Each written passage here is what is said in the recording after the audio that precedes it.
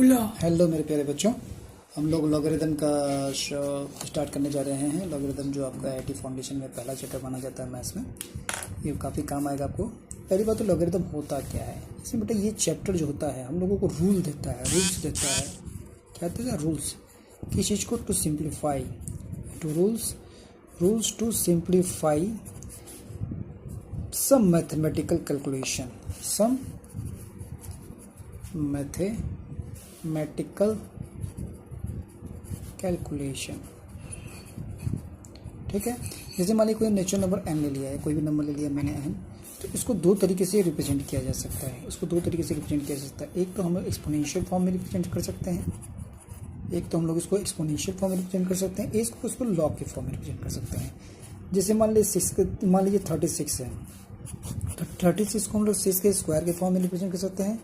Log के form में हम लोग ये कहते हैं लॉग 36 का कौन सा पावर है, तो दैट इज 2, यानी 2 यहाँ पे एक्सपोनेंट हो गया। ठीक है, अगर ये लॉग है तो इसका एंटी लॉग हमारा ये है। ठीक है, कहने का मतलब कि हुआ है कि अगर a के पावर x हम लोग ले रहे हैं, n के इक्वल ले रहे हैं, तो लॉग हमारा क्या कहता है? लॉग कहता है कि ये n जो है a का कौन सा ये, यानी ये कौन सा एक्सपोनेंट में n आता है a को a पे रखने पे।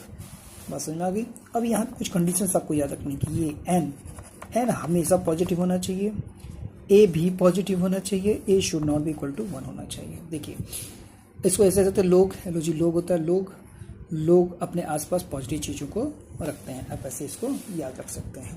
ठीक है, अब जैसे मैं आपको एक तरीका सिखाता हूँ। जैसे मानिए कुछ क्वेश्चन है हमारे, लॉग 512 टू द बेस 8, इसको ऐसे सोचना है 8 की कौन सी पावर 512 होती है, 8 की कौन सी पावर 512 होती है। तो डायरेक्ट अगर आपको आता है तो डायरेक्ट में 3 लिख सकते हैं, नहीं तो आप इसको ऐसे भी मान सकते हैं। 512 8 लिखा है, इसको x मान लीजिए, तो 8 की पावर x आपका कितना आ जाएगा 512। तो जब इसको 8 के टर्म में तोड़ेंगे तो 3 आ जाएगा, तो 8 की पावर x, तो x के लिए यहाँ से 3 आ जाएगी। इसी तरह से अगर आपने लिया log 81 बेस 3, तो 3 का कौन सा पावर 81 आता है, तो डायरेक्ट आप लिख सकते हैं 4।